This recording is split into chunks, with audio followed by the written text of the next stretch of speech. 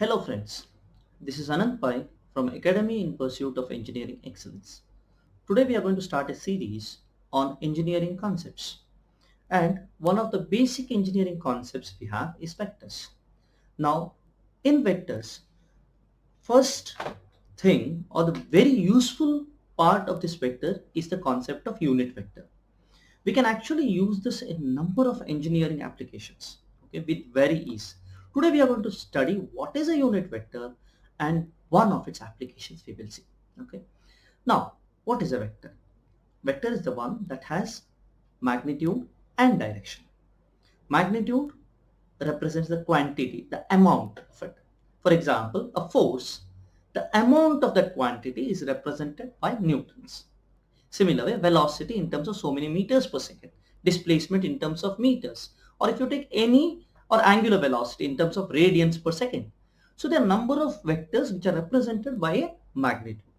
But if there is a force that is acting, in which direction it is acting, that is represented by the unit vector. So now what happens? If I say 10 Newton is the force acting, the direction is represented by the unit vector. For example, if a magnitude of 10 Newton, a force of magnitude 10 Newton is acting in the x direction, then I can say F is equal to 10 I Newtons. I represents the x direction.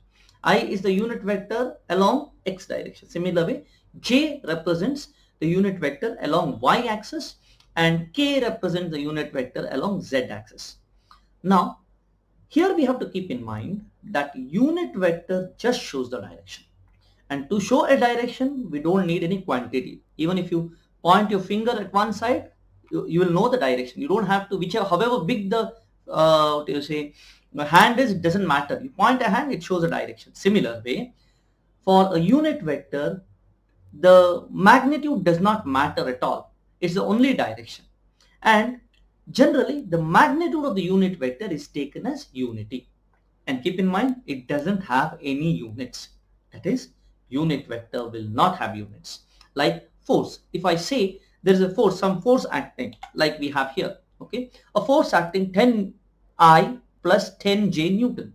If I have this force 10I plus 10J Newton, if I have to find out the unit vector in this direction, what should I do? What we have to do is we have to find the magnitude of that force and divide that vector, force vector, by the magnitude. You will get the unit vector.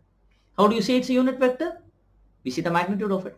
The magnitude of this force, unit vector, is 1. Unit vector is always represented by cap. We see here force with a line over its top, okay, an arrow over its top. So magnitude of a force, magnitude of the unit vector has 1 units. Now here you see here, when I say force vector, I represented it with a Newton, whereas when I say unit vector, there is no units. That means the unit vector really has no units. It can be used with force. If I multiply the force magnitude by the unit vector, I will get the force vector. Similarly, this unit vector F, if I multiply by some other quantity, I will get those vectors. Let us see one of the examples where we use different quantities and find out the unit vectors and use it for some other quantities. This is a typical example I am discussing now, okay, which is represented, which is about mechanics, simple mechanics of bodies. Okay, we will see one of the examples. Here there is an example where an iron ball B, which is represented here, iron ball B of weight 200 newtons. 200 newtons means around 20 kgs. Okay, is supported by 2 ropes, which is connected to the ceilings. So these are the 2 ropes, BA and BC. These are the 2 ropes, and they are connected at the ceiling. That means my gravitational pull is in this direction. Gravity is acting in the negative y direction. Now, our purpose is to find out the unit vector. Now, to find out the unit vector, here, in this case, or I can say our purpose is to take the use of unit vectors. Now here, if I have to say T is the tension, we have to find out the tension in this rope and we have to find out the tension in this rope. Now, To find out the tension in this rope, I can take a force vector along this BA rope. Now here, when I take the force vector, I can say it to be composed of T1 magnitude, just like this, T1 magnitude and some unit vector. So I need to find out the unit vector along BA. How do I find it out?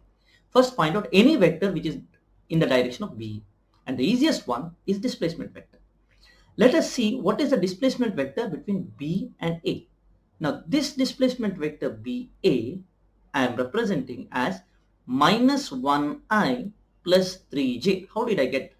See, if I have to go from point B to point A, I need to go minus 1 direction in the x-axis and plus 3 direction in the y-axis. This is how I represented BA as minus 1I plus 3j. What is the unit? Meters. Similar way, BC, if I have to take from B to C, I have to go 3 meters along the x-axis, 3 meters along the y-axis. Then I get BC. Now what is the unit vector? Now the unit vector BA is nothing but the vector BA divided by magnitude of that vector. And you get this. Similarly, BC, similarly we have calculated this.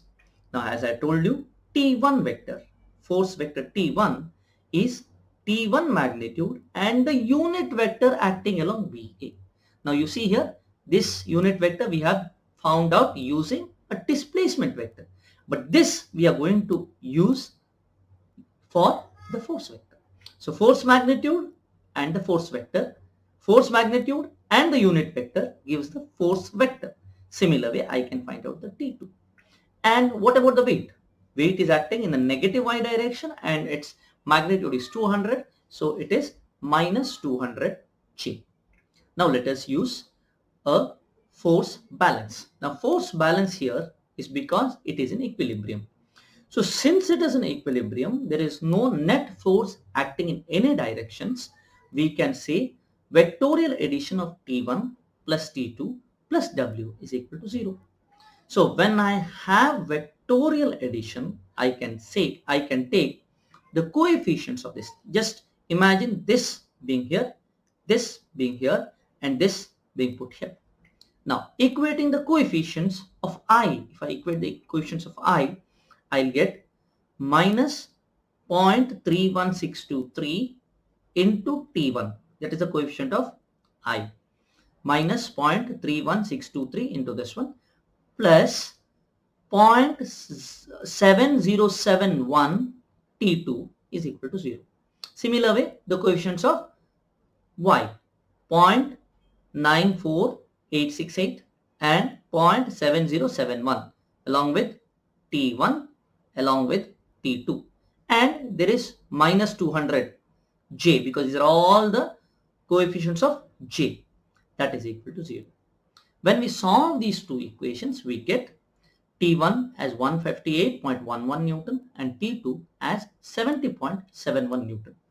Now here, when we get this, what we have to do? Find out the T1 force. What should we do? We should multiply the magnitude by the unit vector, and that's what we have done.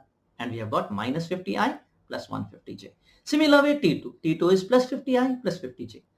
What we have done? We have multiplied the magnitude by the unit vector. Now let us see one thing. See, if there is a force balance has to be there in all the directions. Otherwise, it will move in the direction where there is a force imbalance. Let us see this in the x direction. You see here, there is minus 50I and plus 50J. I'm sorry. Okay, there is minus 50I plus 50J.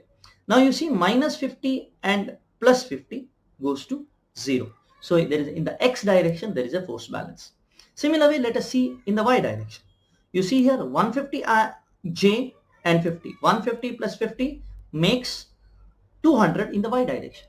Then we have that balanced by the weight 200 Newton in the negative y direction. You see, that's why this ball is in equilibrium. This is just to check whether our calculations are proper or not. If the calculation is not proper, then this won't match like this. So this way we have seen today how unit vectors are useful. Now actually when I did this, it looks cumbersome, but when you have a practice, it becomes very, very easy. Okay, and then you save time in getting the coordinates in case you do by resolving the vector or in resolving the t1 in x direction and y direction. It will take a bit longer time. This is much more direct and you get the results quite faster. Okay, so this is the first in the series of engineering concepts. Consequently, we will put more and more videos. Kindly subscribe my channel, and thank you very much.